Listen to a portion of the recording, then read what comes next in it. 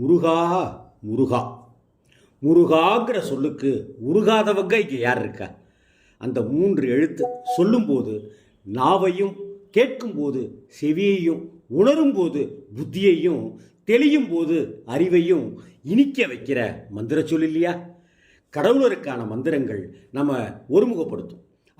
அதில் இருக்கிற ஒரு சுவாரஸ்யம், முருகா என்கிற பெயரே ஒரு மந்திரம் போல நம்மளை ஒருமுகப்படுத்திடும். அத்தனை சக்தி கொண்ட 3 எழுத்து நாயகன் தான் முத்தமிழ் குமரன் வேலவன் ஞான பண்டிதன். ஆனால் முருகனுக்குத்தான் எத்தனை பேர் யோசிச்சு பாருங்க. இருக்கிற தெய்வங்கள்லேயே முருகப்பெருமானுக்குத்தான் நிறைய திருநாமங்கள் இருக்குதோ அப்படின்னு என்னைய மலைக்க வைக்கும் சில சமயம். மலைகள் தோறும் இருக்கிறவன் இல்லையா, அப்படித்தான் நம்ம மலைக்க செய்வோம். இந்து சமயத்தில் ஏராளமான தெய்வங்கள், ஏகப்பட்ட வழிபாடுகள், எக்கச்சக்கமான சடங்கு சாங்கியங்கள், இவை எல்லாமே எந்த ரூட்டில் போனாலும் எப்படியாவது மடக்கி பிடிச்சிடலாங்கிறது மாதிரி ஏதேனும் ஒரு தெய்வத்தை எடுத்துக்கிட்டாலும் சரி, எதையேனும் ஒரு வழிபாட்டில் லயித்து கிடந்தாலும் சரி, எந்த சடங்குகளை ஏனும் கெட்டியாக பிடிச்சிக்கிட்டு நடைமுறைப்படுத்தினாலும் சரி, எல்லாமே ஆண்டவனுடைய திருப்பாதங்களில் சரணடைகிற விஷயத்தையே நமக்கு போதிச்சிட்டு இருக்கு. போகிற இடம் எதுவாக இருந்தாலும் போய் சேர்கிற இடம் கோயிலாக இருக்கணும்னு சொல்லுவாங்க. சௌரம், சைவம், சாக்தம், கௌமாரம், காணாபத்தியம், வைஷ்ணவம்னு வழிபாடுகள் நிறைய இருக்குது. இவை அனைத்தும் ஒவ்வொரு தெய்வங்களை வழிபடுறதுக்கான வழிவகைகளாக கட்டமைக்கப்பட்டிருக்கு. சௌரம் அப்படிங்கிறது சூரிய வழிபாடு, சைவம் அப்படிங்கிறது சிவ வழிபாடு, சாக்தம் அப்படிங்கிறது சக்தி வழிபாடு, அம்மன் வழிபாடு, தேவி வழிபாடு, கணாபத்தியம் அப்படிங்கிறது கணபதி வழிபாடு, வைஷ்ணவம் அப்படிங்கிறது பெருமாள் வழிபாடு, மகாவிஷ்ணு வழிபாடு, கௌமாரம் அப்படிங்கிறது முருக வழிபாடு, ஷண்மதம் அப்படிம்பாங்களே, அதாவது 6 வகையான வழிபாட்டு முறைகளை சொல்லி இருக்குது புராணம். ஷண்மதம்னா 6. இந்த 6ல் ஒவ்வொன்றும் எடுத்துக்கிட்டு அதை மட்டுமே கொள்வகையாகவும் கோட்பாடாகவும் வழிமுறையாகவும் வழிபாடாகவும் வச்சுக்கிட்டு வணங்கிட்டு வரவங்க இருக்காங்க. எம்மதமும் சம்மதம் அப்படிங்கிறது போல எல்லா வழிபாட்டு முறைகளை பின்பற்றுறவங்களும் இருக்காங்க. முதலாளி தொழிலாளி பாகுபாடு மாதிரி பக்தி இருந்த காலமும் ஒரு காலத்தில் பெருசாகவே இருந்தது. பக்திங்கிறது இறைவனை அடையிற வழிங்கிறது பின்னால் தெரிய வந்தபோது, உணர்ந்து தெரிஞ்ச போது இன்னும் வழிபாடுகள் அதிகரிக்க ஆரம்பிச்சுது. பூஜைகள்லையும் தரிசனங்கள்லையும் லயிச்சு போனாங்க மக்கள். பக்திங்கிறது கடவுளை அடையிறது, அதாவது பரமாத்மாவான இறைவனை ஜீவாத்மாவாகிய மனிதர்கள் நெருங்குவது. ஆக இப்படி நெருங்கிறதுக்கான எளிய வழிதான் வழிபாடு. அந்த வழியில் மிக மிக எளிமையான இனிமையான வழிதான் முருக வழிபாடு. கோயில்களை பார்க்கறதே நமக்கெல்லாம் கொள்ளை ஆனந்தம். கோயில்களில் தெய்வங்களையும் சிற்பங்களையும் பார்க்க பார்க்க பரவசமும் அமைதியும் தரும்.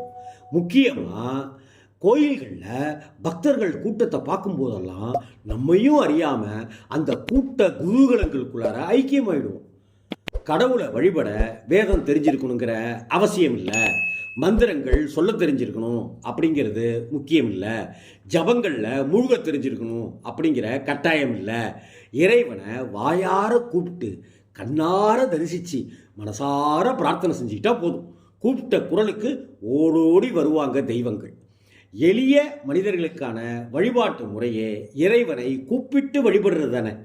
அப்படி எளிய மனிதர்களுக்கான கூப்பிடு பொருளாக பொருள் நிறைந்திருப்பவனாக பொருள் கொடுப்பவனா அருள்கிறான் கந்தபெருமான். இதனால தான் எளிய மனிதர்கள் எல்லாருமே எங்க சாமி முருகப்ப சாமி, எங்க சாமி அப்படின்னு கொண்டாடிட்டு இருக்கிறாங்க. தமிழகத்தில் அப்பா சிவபெருமானுக்கும் தாய்மாமா மகாவிஷ்ணுவுக்கும் நிறைய கோயில்கள் இருக்குது. அம்மா உமையவனுக்கும் ஆலயங்கள் நிறைய இருக்குது. ஆனாலும் அப்பாவை விட மாமாவை விட அம்மாவை விட பிள்ளைக்கு கொஞ்சம் மவுசு ரொம்ப ரொம்ப ஜாஸ்தி தான். ஏன்னா எளிய மனிதர்களுடைய கடவுள், தமிழ் கடவுள் இப்படிலாம் கொண்டாடப்படுகிறான் முருகக் கடவுள். முருகு அப்படின்னா அழகு அப்படின்னு அர்த்தம், முருகன் அப்படின்னா அழகன் அப்படின்னு அர்த்தம். ஆமாம், முருகன் பேரழகன். அவனுடைய வாகனமான மயிலை விட கொள்ளை அழகு கொண்டவன். பாலகன், குமரன், பாலகுமாரன் சிறுவயது கடவுள். வைஷ்ணவத்தில் குறும்பு கண்ணன்னா இங்கே கோபக்கார பாலகன். அந்த கோபத்தில் தான் பாலனாக பால தண்டாயுத பாணியாக ஒரு தலத்துக்கு போய் நின்றுட்டு இருக்கிறான். நின்னபடியே இருந்து நம்ம எல்லாம் வென்று கொண்டிருக்கிறான். சின்ன பிள்ளைன்னு ஏமாத்துறாங்கன்றதுனாலயோ என்னவோ படைச்ச பிரம்மனையே பிரணவ பொருள் கேட்டு அர்த்தம் கேட்டு கிடுக்குப்பிடி போடுறான். சூரனை அழிக்க படை வீடுகளை உருவாக்குறான்.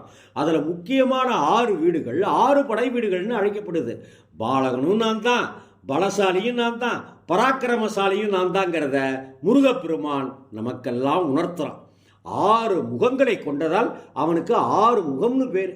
சமஸ்கிருதத்தில் ஷண்முகம் அப்படின்னு அர்த்தம்.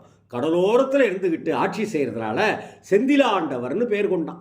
இங்கே பாலகன் இல்லாமல் அதே போல் பிரம்மாவுக்கிட்ட பிரணவ பொருள் கேட்டான் இல்லையா, சிறையில் அடைச்சான் இல்லையா, அப்பா சிவனார் இதை தட்டி கேட்டார் இல்லையா, அப்படின்னா நீ சொல்லு அப்படின்னு அப்பாவையே மடக்கினான். ஆக அப்பனுக்கே பாடம் நடத்துவான். அதனால தான் சுவாமிகளுக்கெல்லாம் நாதன் அப்படின்னு பேர் எடுத்தான். சுவாமிநாதன் அப்படின்னு சுவாமிமலை முருகனுக்கு பேர் உண்டாச்சு. இப்படிலாம் முருக பெருமைகளை சொல்கிறதுக்கு எத்தனையோ விஷயங்கள் இருக்குது. கந்த சஷ்டி கவசத்தில் எல்லோருக்கும் பிடிச்ச வரி, எனக்கும் பிடிச்ச வரி, காக்க காக்க கனகவேல் காக்க, நோக்க நோக்க நொடியினில் நோக்க, தாக்க தாக்க தடையற தாக்க, பார்க்க பார்க்க பாவம் பொடிபட. வெற்றிவேல் முருகனுக்கு அரோகரா. வேலவனை வணங்குவோம், நம் வினைகளையெல்லாம் தீர்த்தருள்வான் அந்த ஞானவடி வேலவன். வெற்றிவேல் முருகனுக்கு அரோகரா.